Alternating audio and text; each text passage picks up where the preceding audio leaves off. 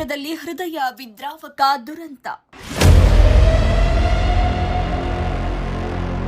ತಾಯಿಯ ಹಿಂಬಾಲಿಸಿದ ಪುಟ್ಟ ಕಂದಮ್ಮ ದುರಂತ ಅಂತ್ಯ.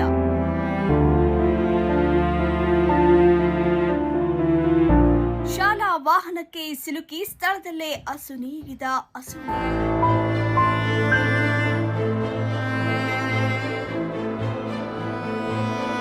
ತಾಯಿಯ ಅಜಾಗರೂಕತೆಗೆ ಬಲಿಯಾಯಿತೆ ಪುಟ್ಟ ಜೀವ.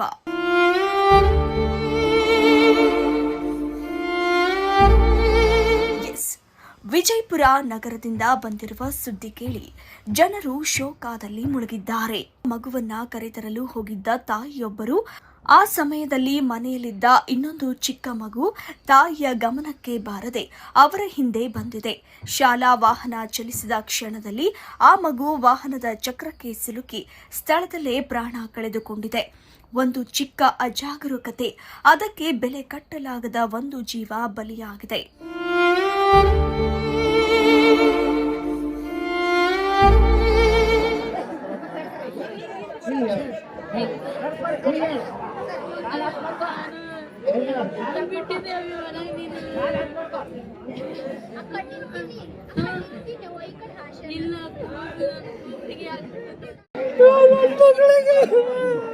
ಅವ್ ನಾಡ್ಗೋಡ್ ಕರಿದೋಡ ಅಂತೇಳಿ ಮಗಲಿದ್ದು ಕರಿಸತ್ತೇಳ ಬಂದು ಬಂದಿಗ ಅಲ್ಲಿ ನಿಂತ ನೋಡ್ರಿ. ನಾಡ್ಗೋಡ್ ಸಾಹೇಬ್ರ ಅಲ್ಲಿ ನಿಂತಾರ. ಏನ್ ಸಮಸ್ಯೆ ಆತಗ್ಲಿ ಏನ್ ನನ್ ಮಗ ಉಳಿಸ್ಕೊಡ್ರಿ ಬಾಬು, ಸಾಕು ಬಾಕಿರು ಬೇಡ. ಕೆಲ್ಸಿಗ ಅವ್ರು ಒಂದಿಟ್ಟು ನೋಡಿ ಮಕ್ಕಳಿಗೆ ಒಳಗ ಬಿಡು ತನಕ ನಿಂದ್ರೋದ್ ಆಗಂಗಿಲ್ಲ ಅವ್ರೀಗ. ನಾನ್ ನಿಮ್ದು ಒಟ್ಟು ಕೆಲ್ಸ ನಾನೇ ಮಾಡ್ತೀನ್ರಿ. ನಾಡಗೋರ್ ಸಾಹೇಬ್ರ ನೋಡ್ರಿ, ಏನಾರು ಮಾಡಿ ಉಳಿಸ್ರಿ. ಈಗ ಕರ್ರಿ ಬಸಮ್ಮ ಹಿಂಗೆ ಮಾಡಿ ಸಾಹೇಬ್ರಿಗೆ ಅದು ಹೊಸ್ರಿ ಕರ್ಸಿ ಅದನ್ನ ನೋಡ್ರಿ. ಏನು ನೋಡ್ರಿ ತನಕ ಏನು ಮಾಡ್ಬೇಡ್ರಿ ನೀವು. ನಾನು ಮಗ 3 ವರ್ಷ ಮುಂದಿನ ವರ್ಷ ಮಾಡ್ಕೊಡ್ರಿ. ಯಾಕಂದ್ರ ಈಗ ಎಷ್ಟು ಕೂಡ ಕೊಡ್ತೀನಿ, ನನ್ ಜೀವ ಕೊಡ್ತೀನಿ. ನನ್ ಮಗ ಮಾಡ್ಕೊಡ್ರಿ. ನಿಮಗ ಆದಷ್ಟು ನೋವ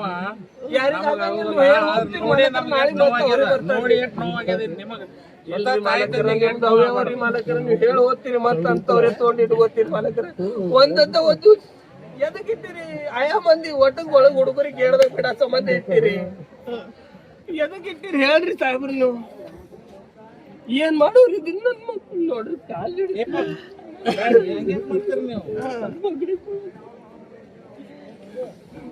ಅವ್ರಿಗಿಟ್ಟ ಕಾಡ್ಸಕ್ಕಿಲ್ಲ ಮಾಲಕರ. ಹುಡುಗರು ಹೋಗ್ಯಾರೇನಿಲ್ಲ, ನಿಂತಾರೇನಿಲ್ಲ.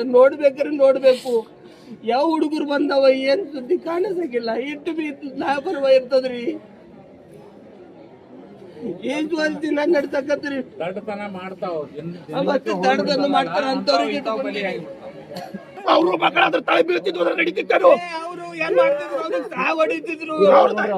ನೀವೈತಿರಿ ಹೇಳಿ ಸಾಬ್ರ, ನಿಮ್ ಮಕ್ಕಳ ತಲೆ ಬೀಳ್ತಿದ್ರು, ನಡೀತಿತ್ತು. ಕೈ ತೋರ್ಸಿದ್ರ ನನ್ನ ಮಗಳು ಬರ ಕೇಳ. ನನಗ ಮನುಷ್ಯ ಬೇಕ್ರಿ, ನನಗ ಮನುಷ್ಯ ಬೇಕ್ರಿ. ಗಾಡಿ ಓದ್ತದ ಒಟ್ಟು ಹುಡುಗರು ಒಳಗೆ ಹೋಗೋ ತನಕ ಹೋಗ್ಯಾರ ಎಲ್ಲ ನೋಡ್ಬೇಕು. ಅಷ್ಟ ಅರ್ಜೆಂಟ್ ಏನು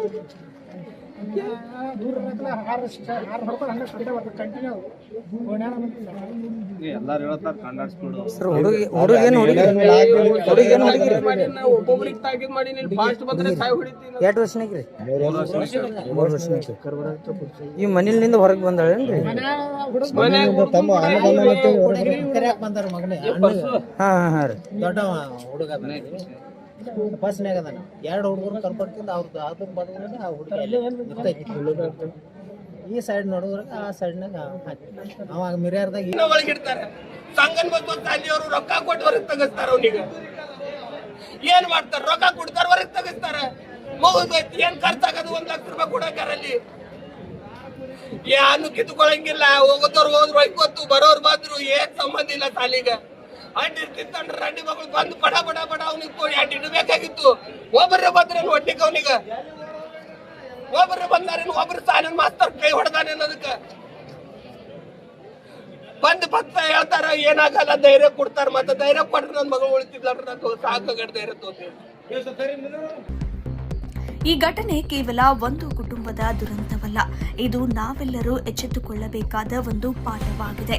ಶಾಲಾ ವಾಹನಗಳಲ್ಲಿ ನಮ್ಮ ಮಕ್ಕಳು ಪ್ರತಿದಿನ ಪ್ರಯಾಣ ಮಾಡುತ್ತಾರೆ.